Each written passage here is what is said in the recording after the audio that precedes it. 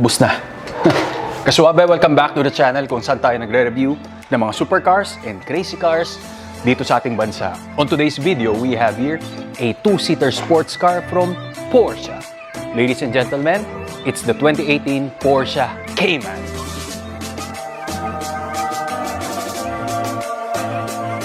Mga kasuabe, let's begin!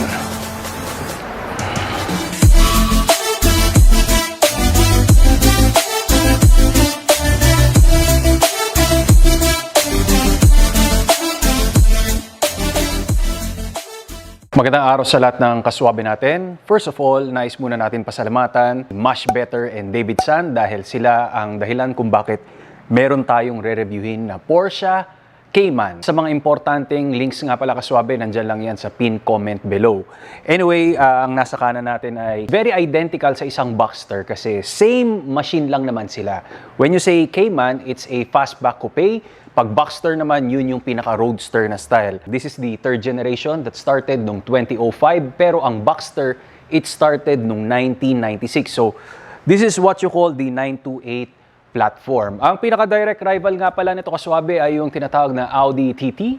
Nandyan ang Z4, F-Type, and this one is an entry level. Pag tinanong mo nga pala, kasuwabe, magkano nga ba ang flaming red hot na Porsche Cayman na katabi natin? Nasa around 6.5 million ito, which is this is the gateway para mapunta ka sa nameplate ng isang Porsche. One of the most affordable. This one has 300 horsepower mga kaswabe. Merong Cayman T. I think appearance lang ang pinaka-difference niya, pero mas gusto mong higher level ng powertrain, nandyan yung Cayman S and nandyan rin yung GT4. Umpisa natin sa walk-around review, sa interior, and syempre ilalabas natin to at dadamahin natin ang experience ng driving performance. Kaya mga kaswabe, let's begin! Umpisa natin sa key fob. This spider boy looking key fob. Makikita mo, first time nga pala nakita tayo na meron siyang red and black combination because pag mga standard lang, all black ang key fob. Pero pag gusto mong maging cool looking, i-ready mo ang iyong 9,000 dahil sinabi sa atin ng owner na ayun ang ginastos para dito sa key fob na to. And syempre, ito yung nagsisilbing susi na rin para sa ating Porsche Cayman. Anyway, it's very identical sa lahat ng mga Porsche kaswabe. Nakapag-review tayo ng Carrera, ng Turbo, pero ang pinaka-close related na may compare natin ito sa Carrera. The great thing dito is we have this shield. Yung pinaka-emblem niya, authentic talaga, hindi siya decal. Unlike sa mga performance version talaga ng Porsche. And you call this front boot kasi meron kang 180 liters and wala ang makina rito kaswabe. Mid-engine tayo, so nandun ang makina. Later on, tignan natin. As you can see, dito sa front bumper, nakasarado lang. You have that front bumper blades for aerodynamics yan. Hindi nga lang natin nakuha dito yung 4-pin na DRLs. Kung makita mo, xenon bulb ang gamit dito. Wala nga lang itong air suspension or lifter. So yan ang korte ng ating Cayman, which is sa Boxster, ganyan din. As we go, dito sa rims, you have 19-inch, 235 ang thickness, 40 naman ang sidewall. So, we are using Pirelli P0. Ventilated ang iyong rotor disc, Porsche na script. Then, when it comes sa ating side mirrors, so power mirrors ito, meron kang aerodynamics dito sa gitna. Kung makikita mo, kaswabe, ang Cayman, actually, ito ang pinaka-size before ng 911. Pero as time passed by, yung mga classic na 911, nagsilakihan na. Lumobo na, humaba na. Ayan ang pinaka-definition niya. So this one is a fastback coupe. Pag Boxster siya, it's a roadster convertible. Okay? So you have side vents para sa ating breathable para sa ating makina. So dito naman, it's mas makapal. 265, 40 ang sidewall. We have 19-inch. So makikita mo letter Y. This one, it has higher performance talaga ng speed. Ang speed rating niya, actually, aabot na siya ng 300 kilometers yung ganitong klase ng gulong. So cross-drilled yung mga rotors natin. Dito naman sa rear, deployable ang ating spoiler when you reach a certain speed. Porsche script, Cayman. So you have a single exhaust dito sa central, flat black. Then they are using sa rear tail lights. Ito yung 4-point na DRL natin. This one is the unique touch when you say Porsche. Let's open. Yan. Up front, you have, ilan yon? 180 liters. Dito naman, kaswabe, you have 270 liters of space. Nasa na makina? Actually, nandito ang makina. Yan ang magic dito sa Cayman. Wala ka talagang makikita na makina. It's all clear. 2.0 liter and flat 4 turbocharged engine that gives 300 horsepower and 380 Newton meter of torque. 0 to 100 niya nasa 5.1 seconds. 5.1 pag naka-manual, 4.9 naman pag naka-PDK ang ating transmission. So later on, tingnan natin. I think naka-PDK siya, that's 4.9. Top speed is 275 kilometers per hour. Pero again, if you will get the Cayman S, mas higher yung power terrain niya. It's a 2-seater lang. Bakit ko sinabing 2-seater sports car? Dahil yung Carrera GT, you have 2+2. The Turbo, 2+2 rin. When it comes sa GT2 and GT3, meron din sila na space dito sa likod. Pero pag mga performance version, I think yung ano na yun, mga roll cage na yung nandun sa likod niya. Silipin natin ano ang pinaka-big difference in comparison when it comes sa mga Carrera GT and mga 911 na turbo. Let's go. Welcome sa interior ng ating Cayman. Lahat ng mga kailangan dito, parang nasa dulo lang ng daliri mo kasi ang bilis abutin lahat. Kumbaga yung orientation niya, ang lapit from being a driver. Ito yung seat ko, ito na kagad yung manubela, diba? Andito yung center tunnel natin. So, ganun siya. It's a compact sports car. May switch dito. So, kahit hindi ka makarating ng certain speed, pwede mong iangat pag pinrest mo yan. Tapos, ito yung sports mode. You will hear the deep sound.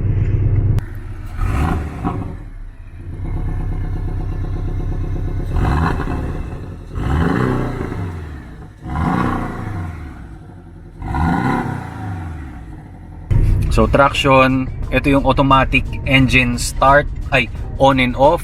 Pag for example, na traffic ka for fuel, efficiency, yung hazard, then syempre, alam na natin yan, manual.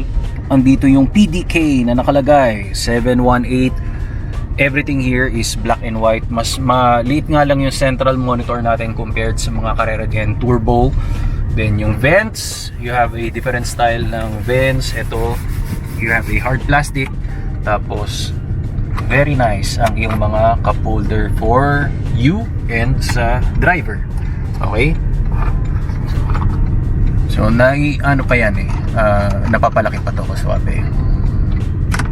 Yun, na-adjust siya. Okay? So balik natin. So it's very clean sa dashboard. Black and white. Ito yung sa temperature.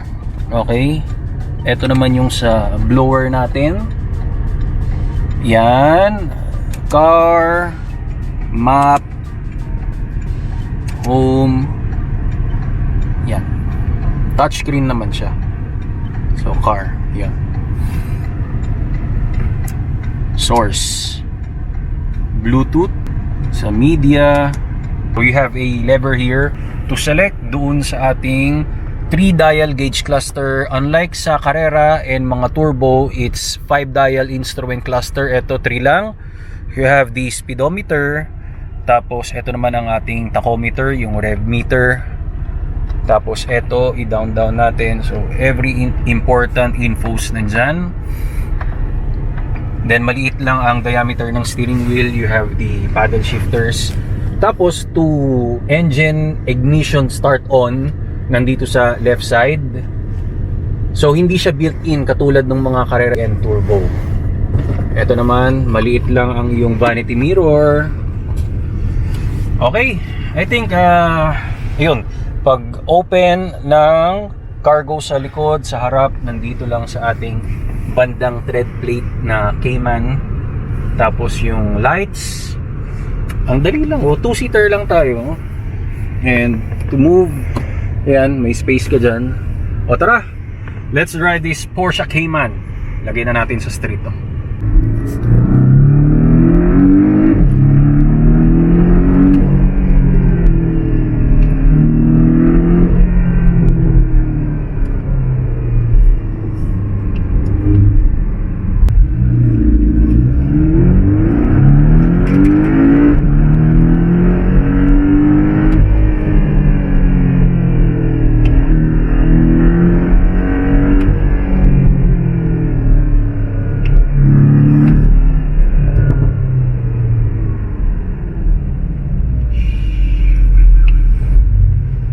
Surprisingly, this is the first Porsche na binabara natin as a sports car.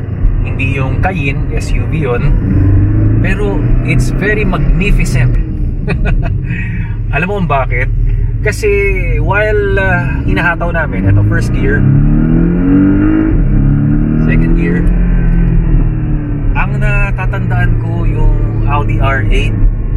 Grabe, this one is just a Cayman na entry level sa isang Porsche, pero ang lakas ng hataw niya, 300 horsepower, pero ramdam mo kagad, no? Pag bitaw mo ng first gear, akala mo para kang tinadyakan sa hangin, Parang nahatak ka na yung sa drive mo. Ang liit niya lang, pero you will not ask for more, na hindi masikip, hindi rin siya maluwag, tapos perfect lahat nung. Ako 5'10 ako, yung eye level ko dito sa visibility, okay na okay. Yung pwesto ng mga paa ko, ayos lahat. Tapos, ang ano niya, ang bilis niyang sumunod kung ano yung hinahanap mo na power, nandun kagad siya. Actually wala siyang lag, no? And kaswabe, naka-ano na tayo naka-manual, and at the same time naka-sport tayo. You have mini pops and bangs kahit papano. Hindi malalaking amount ng pops and bangs, pero mag-e-enjoy ka pa rin sa mararamdaman mo sa kanya. Like ito, first gear na naman tayo.